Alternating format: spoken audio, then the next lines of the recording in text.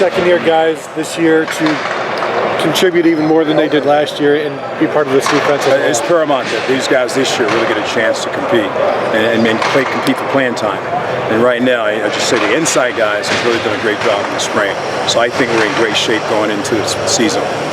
Larry, there's just some buzz about Tyreek, that he's one of those next guys ready to make a jump. What are you seeing from him? What's next for Tyreek here? He's got really great ability. He's real twitchy. He can run. He's got great conditioning. He's starting to learn how to play football, and that's the biggest key. Now he's getting all these reps in the spring ball. By the time we get to August, he should be ready to go. But I'm really pleased with his done so far. What is a guy like that, year one in your system? How was the transition? What are you trying to get out of him? Year one is a learning process, trying to figure out how to play the game fast. Year two, spring ball, where I'm at year two. Now he understands the game. Now his talent and technique should take over. And that's what we're starting to see right now. Larry, how well do you know Greg Mattison? How far we're recruiting trail back and forth. We know each other through a mutual agreement. How's that working out so far? Integrating him in, it's been awesome. It's been really awesome. You guys in their 60s. Yeah. Why you got to say that? we have a great relationship. It's all about make sure we got the kids in a great position. He walked in the day, first day, he said, hey, let's put our guys in a great position to play football, and that's where we are. So it's been really good. What has he brought to the table that has opened your eyes? The fact that he's really experienced. He knows exactly what he wants, how to do it. He understands the front, understands the back end, so we can get in great position. Understand he's not afraid to take suggestions. What's the best fit for our guys? Yeah. And I think that's great. It's kind of been our defense, how we're going to put it together. And I think Greg's done a great job. And Jeff did a great job kind of managing it right now. Tommy was talking about y'all we might be seeing more of a nose guard look occasionally and stuff. What's kind of going to be different a little bit, Larry? It's the same as last year. We're going to play a 3-4. We played a 3-4 last year, odd package. We'll be in an odd package sometime, but we're based out of 4, and that's what we're going to do. Who do you have kind of working at nose there? Robert's been the sideline. Well, we have right now 3 guys working there, and Devon has done a great job. He's had a great spring thus far. And Devon, and then we got Antoine Jackson and Tommy Tomiai has had a great job. So I really feel good at 3 guys I have. I said the other day, probably the best 3 guys I've had in a long time, that I can interchange anybody. I'm going to get the same network, same kind of work from each guy.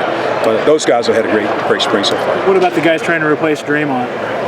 Well, that's in process. That's the job. That's what it's all about competition. You got Tom Teron Vincent, and you got Jay Sean Cornell, who's fighting for a job, and behind him. And then we have another guy who's got to call in and do a great job for us. And that's Dwayne Haskins. Not Dwayne Haskins, but Haskins. He's done a great job for us. Larry, when you look at Garrett Haskins. Garrett. When you look at those, Garrett Haskins. When you look at all those names you mentioned, it's a lot of 4- or 5-star guys. It's a lot of guys who are ready to play. They've been in the system. Is there too many guys for a rotation? Would you play 6 or 7 on the inside? You can never have too many. You one play down, the next guy's up. I've never felt that we have too many. We got to plan to play those guys. They're all going to play. It's a long game. We average about 75 plays a game. So if we got to get 20 plays, each one of them, somebody played 35 here and there now. So I'm not going to say we got too many. I like where we are right now, to be honest with you. Zach Harrison and Noah Potter, what have you seen out of those guys as early? Young guys, what you expect from young guys trying to transition to playing college football. It's a faster pace for them right now, and their eyes are big and wide, but I tell you what I like about them, they're working at it, and that's all I ask them. Just play hard, keep learning, they'll come to you, and that's what's happening right now. What's it been like going from recruiting Zach just like 2-3 months ago, getting him on board, to now having him and coaching him on? And one thing is really good that we had a great relationship before he got here, and that is really Carol, and I think that's what makes a difference. So he take the coaching really well. He's really bright, always coming in the office, let's watch videotape, how can I get better? And that's what you love about it. Did Noah ask for 97, or did it just happen that way? I think he asked for it. He asked for it. Did you have a discussion with him on what that number means? Recent times? Not yet. We're waiting. Yeah. Not yet. But that is taking on a man. What does that tell you about it? Sometimes I have flashback watching 97. That's some different guys been in that jersey number, so we'll see how it goes. Well, what is the responsibility of wearing that number from your well, the guys at Woodrow Jones have been great football players, really outstanding players.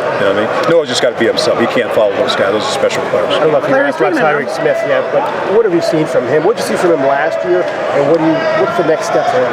Tyreek has always been quick. He's always been in great shape, and now just learn how to play football. Last year was a big learning experience, I can tell you that. Now we see the player he is possible to be. Tyreek's got a great future ahead of him. How good can he be? Yeah, pretty good. He's a young player now, so we got to be careful. He's still a young player. Have to play 40 plays a game. Just like Devontae Baptiste really starting to come along for us. Tyler Friday's starting to come along for us. And the 2 guys, the mainstays, Coop and Chase, are doing a great job managing those guys to make sure they uphold the tradition. What's it been like being kind of a one coach that's left from last year's defensive staff and getting used to working with all the new coaches that have been brought in here? You know, change is part of life. Change is part of this job. You know what I mean? So you adjust and you keep going. That's what I've done. Be able to do that. Be resilient, just change, and say, let's go coach football. That's all that matters. Let's go coach football and make sure our kids are in a great position to win football games. Yeah. Have you felt the responsibility to kind of help all those guys get used to what it's like here at Ohio State, having been here for a while? Of course not. Just a tradition, the culture, what we're all about, what it means to be a coach for the Ohio State Buckeyes. I mean, that's huge responsibility. I ride in every morning and pinch myself, so I get to go in and coach at Ohio State University, and that's pretty cool, man. And not a lot of people can say that, and I think they understand how important it is to be coaches here at Ohio State University. Larry, you talked about Noah, said he requested 97. How did Zach get a number like 33?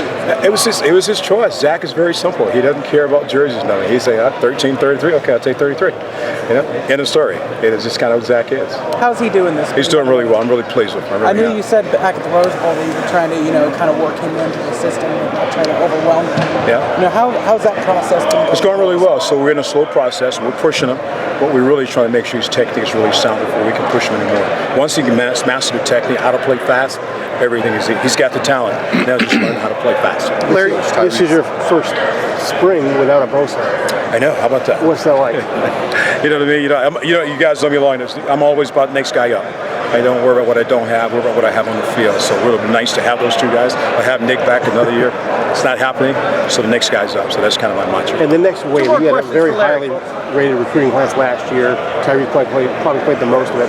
How do you see that group coming along, and how important is that group? Yeah, I'm really hoping those guys step up really big for us, because I think this is what we're doing in spring. We're soaking those guys a lot right now to make sure they get a lot of reps so they're ready to go. I'm talking about game speed, and that's what we're going to do the next 7 practices, get those guys ready to play. Chase Young, how do you want to see him take it from last year to be that top of the line type guy as a junior? Just when you get to the level he's at, he's got to be a really great technician. Mm-hmm. You know what I mean? The athleticism takes over, but now his toolbox, his pass rush, his skill set, his hands, those are things that separate us. So those are things we're working on. It's the little things that's continuing to improve on. It seems like Tyreek Smith views himself as kind of like that next guy up. So what have you seen from him in these spring practices heading into the second year? He's done a great job for us so far. He really has. I'm really pleased where he's at. He's working hard. He's got a great sense of humor. He's got a great sense of how important it is to be a great player, and that's what I love about him. He comes every day to go to work, and that's all you ask him to do. I know Greg Madison's used a rush linebacker sometimes in the past, kind of that hybrid defensive end linebacker. Have you guys been experimenting with that at all this spring? We have not. We just kind of line up and play technique, get off blocks and play. That's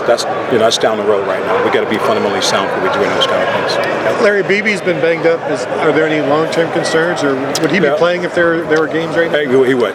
We're just trying to be precautious. I've got 3 nose guards inside, really banging it out right now. So my sense of injury in the spring football. So. How much does that help? I don't want to say